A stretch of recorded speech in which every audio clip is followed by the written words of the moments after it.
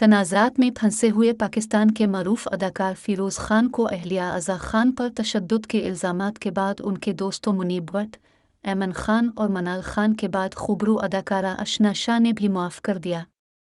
अदाकारा की जानिब से इंस्टाग्राम पर 3 स्टोरीज़ शेयर की गई। उन्होंने फ़िरोज़ खान को मुक़द्दस महीने के सदक़े मुआफ़ करने का ऐलान कर दिया।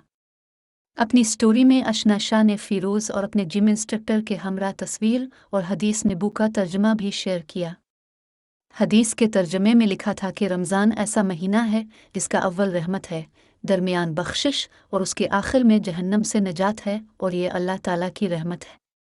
एक और स्टोरी में अदाकारा ने डॉक्टर आमिर लियाकत मरहूम के केस को फ़िरोज़ खान के मामले से जोड़ते हुए वाज़े किया कि वो कभी भी किसी ऐसी मुहिम का हिस्सा नहीं बनेगी जिसमें किसी को इस कदर हरासा किया जाए कि वो खुद को ही नुकसान पहुंचा दे।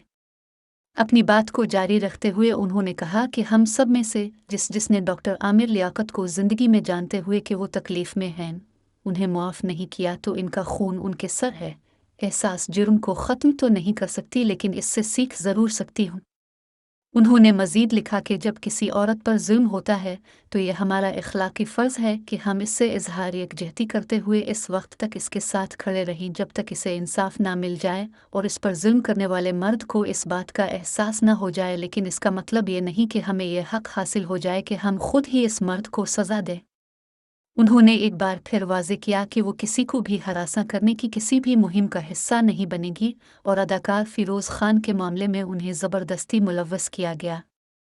दूसरी जानिब फ़िरोज़ खान ने अशना शाह की इंस्टा स्टोरी को रीशेयर करते हुए एक आयत शेयर की जिसका तर्जमा यह है कि बेशक अल्लाह बख्शने वाला मेहरबान है।